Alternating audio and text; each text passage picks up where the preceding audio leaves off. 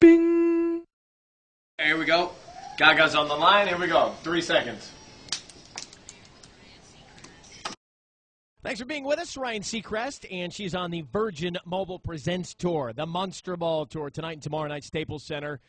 Lady Gaga joining us right now. Gaga, how are you? Hey, Ryan. Good day to you, darling. How are you? I'm well. Welcome to our wonderful town here. We're excited about the big show. I haven't talked to you in a long time. I'm actually not in LA. I'm getting on a plane. Oh, you're not here yet? No, I'm going God. to take the plane to the Staples Center. Oh my God! Well, I wanted to talk to you the other day when I saw you crowd surfing, because I was wondering, which by the way got millions and millions of views online, but Gaga, oh my God, you've no idea. It was like the biggest, most talked about thing on the web for 24 hours. But so can you just walk me through like why and when you were out there in the crowd and you were almost in nothing, were you worried? No, I was so excited because I haven't crowd surfed in a long time because no one lets me anymore. But my security, I pulled over my security guy and it was really bad too. I was just worried that they were going to rip your nylon off or whatever, your fishnet off. It was just great. It was I don't know. I love So Many Precious Weapons so much, and they're my band. They're signed to Interscope, and I don't know what came over me. I just got so excited, and I remember playing that stage and what it felt like, and they were doing such a great job, and I don't know. I was standing there with Lady Starlight, and she's like, "Can you imagine if you jumped into the crowd?" And I said, and so I just jumped. hit my bleep button, Jess. I'm sorry. I mean, I've been getting it live. One of the great things about you is you live in the moment and you're unfiltered, and I like that. I just have to have my finger on the button. Hey, yeah, you need to wear a condom, a radio condom. When I talk to you. One of the things that I saw you tweet about was when Prop 8 was overturned, you said that at a moment's notice of the death of Prop 8, you instantly began to write music. Tell me about what you were feeling and what you wrote about. Oh my gosh, I felt like it was like a revolution gunshot went off, like it set us all into rotation. It was so exciting when it happened because it, for me, was a moment that indicates that it can happen in every state now. And it's been so important to us for so long. We've been fighting for it. I've been fighting for it in my show.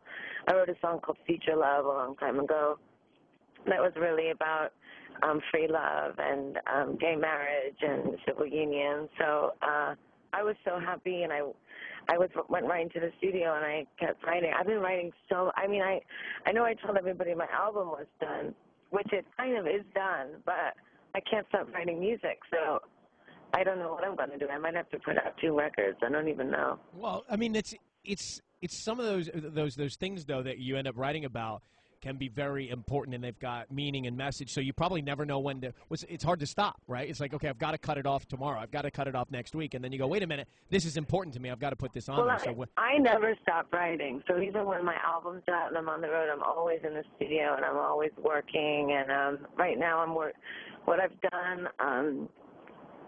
I really, when I put this album together, I wanted to write the album in an innovative way because I wanted the music to be innovative and I wanted the message to be innovative, and I already had the sonic ideas and the message ideas. So I found I basically just asked friends of mine to produce the record with me, and we created a name for ourselves, and we're called the Banditas.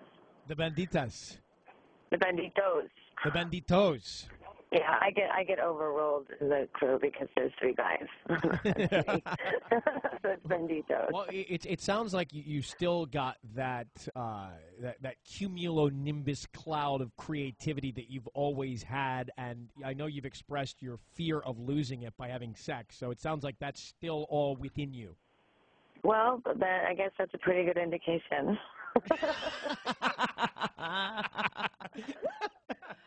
No, but I'm really having a great time, and I get to see my fans every day on stage. So, and they're electrifying and phenomenal and mind blowing, and my fans have become their own cultural revolution, regardless of me, and that's what's really exciting. I mean, I even went down to the old bar that I used to work at when I was in New York, and even the party that's emerged down there, the parties that are sort of popping up all over New York City. It's like the rock and roll, metal community, the electro pop communities, the dance communities. Everything's just like in full force, and the clothes that everyone had on, and the hair, and the makeup, and the attitude, and the fashion, and the street. It was great to see. It was exciting to go home and see perhaps what my friends were telling me was the effect that my music was having on our old neighborhood, and that was more exciting than anything because it made the neighborhood even stronger. Well, you talk about doing it for your fans and you being able to feel that energy from your fans, one of which is listening now who sent me, her name is Amaya, and she wanted me to ask you, do you see yourself being Lady Gaga forever, or do you feel like there'll be a point where you'll reinvent who that is?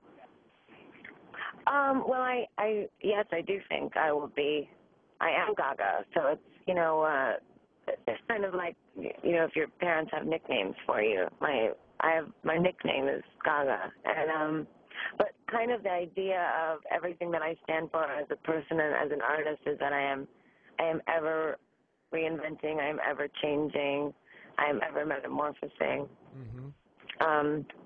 I don't know. I'm always changing. I don't reinvent from album to album. I reinvent from day to day, week to week, video to video, song to song. I'm sort of, I don't know, quite chaotic about the way that I tell stories, but I still think that my fans understand those stories because they recognize that own chaos within themselves. Right, which is the universal relatable factor. Right. The folks that are listening in Los Angeles right now, coming to your show, can you tell us about it, or what can we expect? Any surprises? Oh yeah, the show is my opus. It's my great opus. It's really just a beautifully strange, otherworldly experience, and it's really not like going to a pop concert. It's really just like going to a party. I mean, it's this huge party of 20,000 people jumping and sweating and covered in glitter, listening to amazing, dance beats, and everyone that is on the team is the best at what they do. I mean, the guy who mixes my show he's a killer. So the speaker, the PA every night just sounds slamming, and it's just this beautiful experience. But from the clothes to the story, the whole story is that me and my friends are trying to get to the Monster Ball, and all these things get in our way. Our car breaks down, then we get on the subway, and the subway takes us to a strange place in the middle of Manhattan, and then a twister swallows us up, and we get sent to the center of Central Park, but it's all this very strange through my fisheye lens. So it's my version of New York. It's the New York that I live in, but it's this sort of fantasy version, and it's just a blast. Just leave your inhibitions at home and come to be free. Sometimes I find that when I play these bigger city gigs that there's a lot of, corporate groups that come to see, and I'm always trying to scout everybody out so I can find all the super fans that were sleeping on the boulevard for 2 days. We will know tomorrow at every office in town if people have glitter on their forearms where they were the night before. Their wives are screaming at them. Yeah. If you want to go, I've got a pair of tickets to see Gaga at Staples, 800-520-1027 right now, caller 102. Hey, darling, thanks so much for calling. I know you're in transit now, and we look forward to seeing you soon. Yes, and I just wanted to say thank you to my fans who are listening. Thank you so much for voting for me on MTV. I'm so honored to have my 13 nominations, so thank you so much for all your support, and I love you, and I'm making some kick-ass music for you, so I'll see you soon. Can't wait to hear it. Thanks, Gaga. See you later. Okay, bye. Bye. And a few tickets still available at StubHub.com if you want to see. It's not even a show. It's an experience.